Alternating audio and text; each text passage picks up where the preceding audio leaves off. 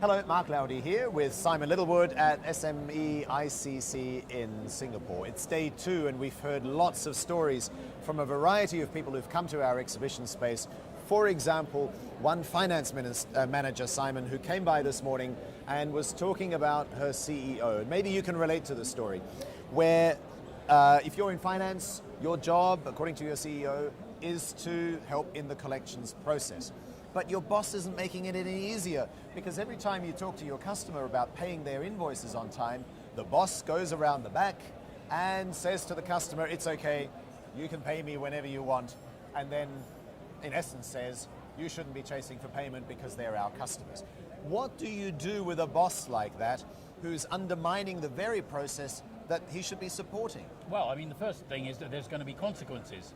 Invoices aren't going to get paid, working capital is going to build up, and incidentally, given that we're now facing a situation where there's a slowing down of growth, there's higher levels of risk in the market, it's very likely that for companies that have been getting away with this, this is going to become a pressing issue.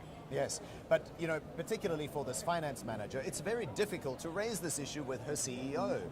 You know, because she's now saying, she's said to the customers they have to pay, she's told her boss to not get involved in that conversation, or at least support her in that conversation. If he's still not going to listen, what can you do? Well, she can't be held responsible for outcomes. We've talked about this repeatedly. A company has to present one face to the customer. What happens if they don't? Just refresh. Well, at the end of the day, they'll suffer. They'll suffer the consequences of late payment, and to be honest, you don't look professional. If your finance guy is saying one thing and the CEO is saying something else, you look like a company that isn't entirely organized. Doesn't have it together. No. And so your customer then finds other people to, the ones who are softer, shall we say, to then deal with and say, well, your CEO said I could have the discount, therefore you must give me the discount. Well, you know, I have worked with companies who, of course, have big collections issues with receivables, where depending on who you ask, there could be up to 4 or 5 different payment terms in people's minds. So there's the payment term that the CEO says, there's the payment term that the salesman allows the customer, there's the payment term that the finance guy thought he'd agreed to, there's what the customer thinks he can get away with, and then there's what it actually says in the computer system and prints out on the invoice. Yes. They might be 5 different things. Yes, no wonder the customer then has excuses to not pay on time. Ambiguity always helps the customer. But not you. No. And so that brings me back to my question, Simon. What can you say to your CEO, who after all is responsible for you being employed at that company, if they keep undermining your points? No company can expect to be paid on time unless it has a proper credit policy. And whereas a credit policy is commonly thought of something that defines a relationship between a company and its customers, actually that means absolutely nothing.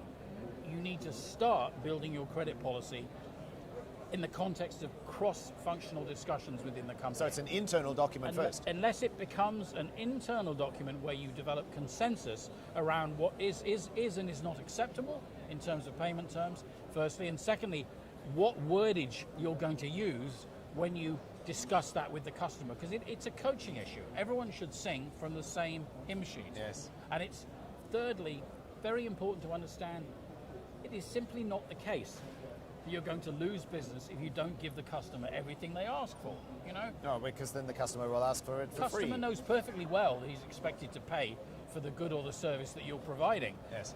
When he pays and how seriously he takes it will depend on what you tell him. And if you're all telling him something different, he's going to conclude very quickly, they don't know what they want, Yes. I'll just hang on to my money until the last possible minute.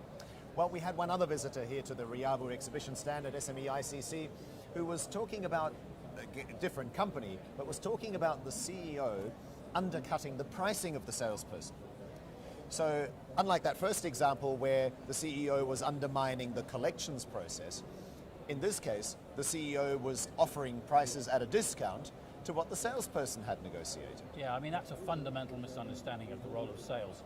What is the role of a professional salesman? To sell. It is maximizing the margin. That is, presenting a good or a service in a way that it is clearly perceived as differentiated, that is superior to what other people are offering or different in some fundamental way, in order to be able to charge a premium for it.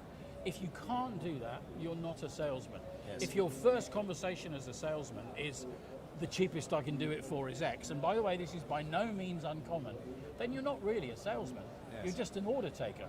You Yes. don't need a salesman for Yes. that. Yeah. Well, okay, so in both of these cases, there are CEOs who are undermining finance, who are undermining sales, and those people are leaving.